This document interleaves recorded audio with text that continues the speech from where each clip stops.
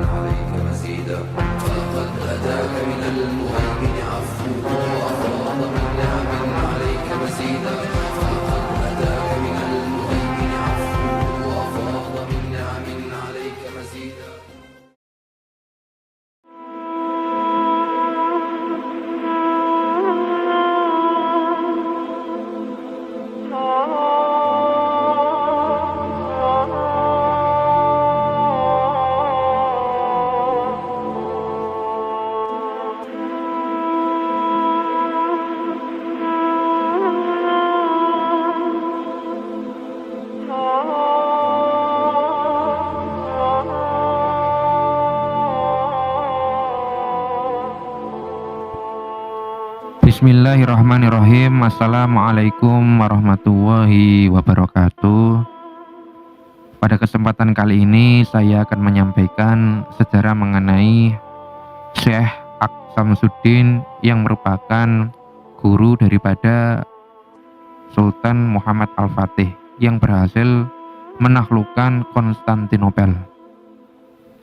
Nah, langsung saja kita akan masuk ke dalam pembahasannya. Nama lengkapnya adalah Muhammad bin Hamzah Al-Damaski Ar-Rumi. Dia melakukan perjalanan bersama ayahnya ke negeri Romawi, dan dia belajar beragam disiplin ilmu dan menguasainya dengan sebaik-baiknya, sehingga membuatnya menjadi seorang tokoh peradaban Islam di zaman pemerintahan Utsmani. Dan dia adalah guru dan pengajar daripada Sultan Muhammad Al-Fatih. Nasabnya bersambung dengan Khalifah Abu Bakar As-Siddiq radhiyallahu anhu, dan beliau lahir di Damaskus pada tahun 1389 Masehi. Dia telah mampu menghafal Al-Quran pada saat usianya baru 7 tahun, dan dia belajar di Amasya, lalu di Aleppo, kemudian di Ankara. Beliau meninggal pada tahun 1459 Masehi. Syekh Aksamsuddin ini telah memberikan pelajaran pada Sultan Muhammad Al-Fatih ilmu-ilmu asasi yang ada di zaman itu, yakni Al-Quran, Sunnah Nabawiyah, fikih, ilmu-ilmu keislaman, dan bahasa Arab, termasuk juga bahasa Persia dan Turki. Dan dia juga mengajarkan ilmu-ilmu lain seperti berhitung, dan ada juga falak, kemudian sejarah dan seni perang. Dia termasuk salah seorang ulama yang membimbing Sultan Muhammad Al-Fatih tatkala berkuasa di Magnesia untuk belajar tata cara pemerintahan dan pokok-pokok ilmu pemerintahan.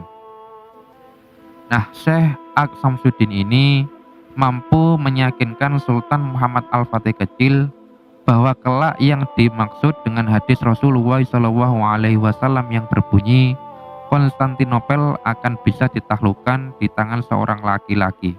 Maka orang yang memerintah di sana adalah sebaik-baik penguasa dan tentaranya adalah sebaik-baik tentara. Nah, tatkala Muhammad memangku Kesultanan Utsmani yang saat itu masih sangat muda belia, maka Syekh Aksamsuddin ini segera menasihatinya agar dia segera bergerak untuk merealisasikan hadis Rasulullah SAW ini. Nah, atas nasihatnya, pasukan Utsmani segera mengepung kota Konstantinopel dari darat dan lautan. sehingga berkecamuklah perang yang sangat sengit selama 54 hari. Tatkala orang-orang Bizantium berhasil memenangkan peperangan sementara dan mereka bangga dengan masuknya bantuan 4 kapal perang yang dikirim oleh Paus dan spirit mereka meningkat, maka Panglima dan Menteri Utsmani segera berkumpul dan mereka segera menemui Sultan Muhammad Al-Fatih dengan mengatakan, "Sesungguhnya engkau telah menjerumuskan pasukan dalam jumlah yang sangat besar pada pengepungan ini, karena engkau menuruti perkataan salah seorang syekh." Yang mereka maksud adalah Syekh Aksamsuddin. "Lihatlah, banyak tentara yang meninggal dan persenjataan banyak yang rusak. Kemudian lebih dari itu, kini datang bala bantuan dari negeri Eropa yang masuk ke dalam benteng. Namun belum ada titik terang untuk menaklukkan kota ini." Nah, mendengar hal demikian, Sultan pun segera mengutus seorang menterinya yang bernama Waliyuddin Ahmad Pasha untuk menemui Syekh Samsuddin di kemahnya dan menanyakan bagaimana solusi terbaiknya. Kemudian ketika itu Syekh Aksamsuddin menjawab, "Pastilah Allah Subhanahu wa Ta'ala akan memberikan kemenangan." Nah, Sultan tidak puas dengan jawaban ini. Dia lantas mengirim menterinya kembali untuk meminta kejelasan ucapan daripada Syekh Aksamsuddin ini. Nah, Syekh Aksamsuddin akhirnya mengirim surat pada muridnya yang berbunyi, "Sesungguhnya Allah Zat yang Maha Pemberi kemuliaan dan pemberi kemenangan. Sesungguhnya peristiwa kapal perang itu telah menimbulkan rasa ngeri dan ketakutan di dalam hati, dan menimbulkan rasa gembira dan bangga di kalangan orang-orang kafir. Sesungguhnya masalah yang pasti adalah bahwasanya seorang hamba itu sekedar merancang, sedangkan yang menentukan adalah Allah Subhanahu wa Ta'ala. Dan ketentuan semuanya ada di tangan Allah Subhanahu wa Ta'ala. Kita telah berserah diri kepada Allah dan kita telah membaca Al-Quran. Itu semua tak lebih dari rasa kantuk di dalam tidur setelah ini. Sesungguhnya telah terjadi kelembutan kekuasaan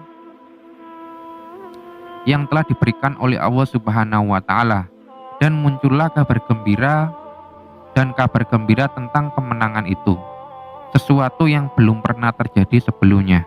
Nah, isi surat ini meletupkan perasaan ringan dan tenang di kalangan tentara dan para komandan perang. Setelah itu para penasihat perang segera memutuskan agar peperangan itu untuk menaklukkan Konstantinopel agar dilanjutkan. Kemudian Sultan Muhammad pergi menuju kembali kepada kemah Syekh Aksamsuddin. Dia segera mencium tangan gurunya tersebut dengan berkata, "Wahai guru, ajari saya sebuah doa yang dengannya saya berdoa kepada Allah Subhanahu wa Ta'ala untuk memberikan taufik kepada saya." Maka ketika itu Syekh pun mengajarkan sebuah doa. Dan setelah itu Sultan keluar dari kemah gurunya untuk memerintahkan diadakannya serangan umum. Sultan menginginkan sang guru berada di sampingnya saat dilancarkannya serangan. Untuk itu dia segera mengutus seseorang untuk menjemputnya. Namun Syekh telah meminta pada murid-muridnya agar tidak ada seorang pun yang memasuki kemahnya. Maka penjaga kemah itu pun melarang utusan Sultan untuk masuk. Nah, mendengar demikian, Sultan Muhammad Al-Fatih marah dan segera berangkat sendiri untuk menemui sang guru di dalam kemah untuk menjemputnya. Namun penjaga kemah mencegahnya masuk atas dasar perintah Syekh. Maka Sultan segera mengambil parang dan dia menyobek kemah sang guru dari salah satu sisinya. Dan dia pun melihat keadaan di dalam kemah. Ternyata dia melihat Syekhnya sedang bersujud kepada Allah Subhanahu wa Ta'ala dalam sebuah sujud yang sangat panjang. Sorbannya terlepas dari kepalanya sehingga membuat rambut kepalanya yang memutih menyentuh bumi. Sedangkan jenggotnya yang putih memantul sinar laksana cahaya. Kemudian Sultan melihat sang guru bangkit dari sujudnya dengan air mata berlinang dari kedua pipinya. Nah, dia telah bermunajat kepada Tuhannya dan memohon pada Tuhannya agar kemenangan dikaruniakan, dan dia meminta penaklukan kota dalam jangka waktu dekat. Setelah itu Sultan Muhammad Al-Fatih kembali ke pos komandonya. Lalu dia melihat pada pagar-pagar yang kini sedang dikepung oleh pasukan Utsmani, di mana mereka kini telah mampu melubanginya dan pasukan Utsmani telah menyerbu kota Konstantinopel. Nah, Sultan sangat gembira dengan peristiwa itu. Dia berkata, kegembiraan saya bukan karena penaklukan kota ini, akan tetapi kegembiraan saya adalah karena adanya laki-laki ini, yang dia maksud adalah Syekh Aksamsuddin. Nah, Imam Asy-Syaukani menyebutkan dalam bukunya yang berjudul Al-Badru At-Tholi bahwa Syekh Syamsuddin tampak barokahnya dan muncul fadilahnya, di mana dia telah memberitahukan kepada Sultan Al-Fatih hari kapan kota Konstantinopel akan segera ditaklukkan di bawah tangannya. Tatkala gelombang pasukan Utsmani menyerbu kota dengan penuh kekuatan dan semangat, Syekh datang menemui Sultan untuk memberi peringatan padanya tentang hukum-hukum syariat Allah dalam peperangan serta hak-hak kaum yang ditaklukkan sebagaimana diatur di dalam syariat Islam. Setelah Sultan Muhammad Al-Fatih memberi penghormatan pada pasukan penakluk dengan beberapa hadiah dan dirayakan dengan acara makan selama 3 hari yang di dalamnya dilakukan makhrojan dan pameran, di mana Sultan sendiri yang melayani mereka sebagai refleksi dari sabda Rasulullah SAW bahwasanya pemimpin bangsa adalah pelayannya. Maka bangkitlah Syekh Aksamsuddin dengan berbidaru di hadapan mereka. Ketika itu beliau berkata, "Wahai tentara Islam, ketahuilah dan ingatlah bahwa Nabi SAW bersabda, Konstantinopel akan bisa ditaklukkan di tangan seorang laki-laki. Maka orang yang memerintah di sana adalah sebaik-baik pemimpin, dan tentaranya adalah sebaik-baik tentara. Kita memohon kepada Allah Subhanahu wa Ta'ala yang Maha Suci dan Maha Tinggi. Semoga Dia memberikan kita taufik dan mengampuni kita semua. Ketahuilah, janganlah kalian berlaku berlebih-lebihan dari apa yang kalian dapat dari harta rampasan perang, dan janganlah kalian berlaku boros. Infakkanlah di jalan yang baik untuk penduduk kota ini. Dengarkan apa yang dikatakan Sultan kalian, dan taatilah dia dan cintailah dia." Kemudian dia menoleh pada Sultan Al-Fatih dan berkata, "Wahai Sultanku, kau telah menjadi hiasan mata keluarga Utsmani. Maka jadilah engkau sebagai mujahid di jalan Allah Subhanahu wa Ta'ala untuk selamanya." Lalu dia berteriak dengan mengucapkan takbir dengan seruan yang menggelegar. Setelah penaklukan kota Konstantinopel, Syekh Aksamsuddin menemukan kuburan seorang sahabat yang mulia, yaitu Abu Ayyub Al-Ansori, di sebuah tempat dekat dengan benteng Konstantinopel. Sehingga ketika itu Syekh Aksamsuddin adalah orang pertama yang menyampaikan khutbah di Masjid Hagia Sophia. Nah, Sultan Muhammad Al-Fatih sangat cinta pada sang guru, yaitu Syekh Aksamsuddin, di mana dia memiliki tempat terhormat dalam dirinya. Dan Sultan telah memaparkan ini pada orang-orang di sekitarnya setelah penaklukan kota Konstantinopel. "Sesungguhnya kalian telah melihat saya demikian gembira. Rasa gembiraku ini bukan karena penaklukan benteng ini saja. Sesungguhnya kegembiraan saya terpancar karena adanya seorang syekh yang memiliki sifat mulia di zaman saya. Dia adalah guruku, yaitu Syekh Syamsuddin." Sultan mengungkapkan perasaan segan dan sungkannya pada syekhnya dalam semua perbincangan dengan seorang menterinya, yaitu Mahmud Pasha. Sultan berkata, "Sesungguhnya rasa hormatku pada Syekh Aksamsuddin bukanlah penghormatan yang biasa. Sesungguhnya jika saya berada di sampingnya, maka saya merasakan sesuatu yang lain dan saya demikian sungkan padanya." Pengarang buku Al-Badr At-Tholi menyebutkan sesungguhnya sehari setelah itu Sultan datang ke kemah Syekh Aksamsuddin yang saat itu sedang berbaring. Dia tidak bangkit berdiri untuk menyambut kedatangannya. Maka Sultan pun mencium tangannya dan dia berkata padanya, "Saya datang menemui untuk sebuah keperluan." Kemudian ketika itu Syekh bertanya, "Keperluan apa itu?" Kemudian Sultan berkata, "Bagaimana jika saya masuk bersama dalam keadaan hanya berdua?" Namun Syekh menolak dan Sultan memaksanya untuk terus-menerus, namun Syekh selalu berkata tidak. Maka Sultan pun marah dan berkata, "Sesungguhnya telah datang padamu salah seorang dari orang-orang Turki dan kau masukkan dia sendirian. Namun tatkala saya datang kau menolak untuk melakukan itu." Maka saya pun berkata, "Sesungguhnya jika engkau masuk padaku sendirian, maka kamu akan merasakan satu kenikmatan sehingga kesultanan akan jatuh dalam pandangan kedua matamu. Dan akan berantakanlah perkaranya, dan Allah akan murka kepada kita semua. Sedangkan maksud dari menyendiri itu adalah agar timbul rasa keadilan. Maka hendaklah engkau melakukan demikian dan demikian." Nah, demikianlah Syekh memberikan nasihat-nasihat kepadanya. Setelah itu Sultan mengirimkan uang sebanyak 1000 dinar padanya, namun dia tidak mau menerimanya. Maka tatkala Sultan keluar bersama seorang pembantunya, dia berkata kepadanya, "Syekh tidak berdiri untukku." Orang itu berkata, "Mungkin dia melihat dalam dirimu perasaan sombong karena penaklukan kota ini, yang sebelumnya tidak bisa ditaklukkan oleh para sultan yang lain. Dengan demikian dia menginginkan untuk menghapuskan agar rasa sombong itu hilang darimu." Demikianlah orang alim yang mulia ini selalu berusaha mendidik Sultan Muhammad Al-Fatih dengan didikan yang penuh makna-makna keimanan dan ihsan.